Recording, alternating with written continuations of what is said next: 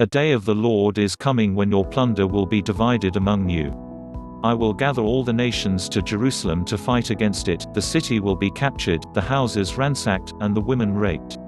Half of the city will go into exile, but the rest of the people will not be taken from the city. Then the Lord will go out and fight against those nations, as he fights in the day of battle. On that day his feet will stand on the Mount of Olives, east of Jerusalem, and the Mount of Olives will be split in two from east to west, forming a great valley, with half of the mountain moving north and half moving south.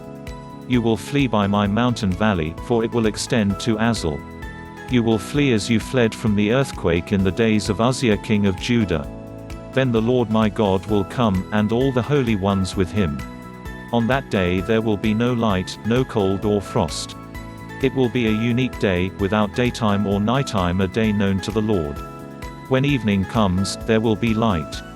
On that day living water will flow out from Jerusalem, half to the eastern sea and half to the western sea, in summer and in winter. The Lord will be king over the whole earth. On that day there will be one Lord, and his name the only name.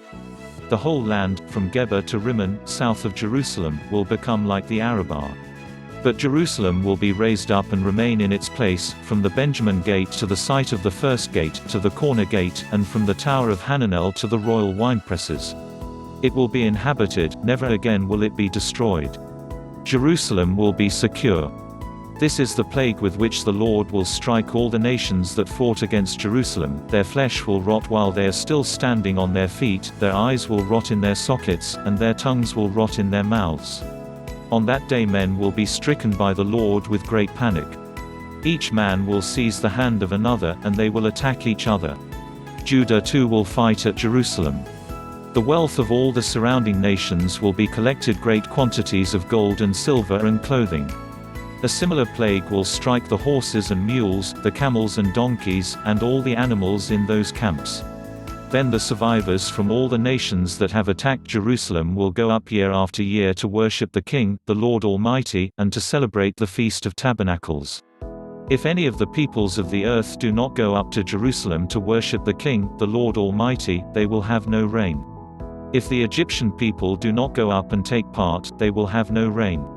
The Lord will bring on them the plague he inflicts on the nations that do not go up to celebrate the Feast of Tabernacles.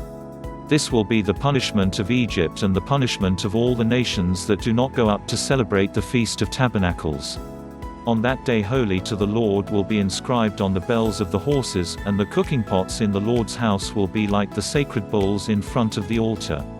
Every pot in Jerusalem and Judah will be holy to the Lord Almighty, and all who come to sacrifice will take some of the pots and cook in them. And on that day there will no longer be a Canaanite in the house of the Lord Almighty.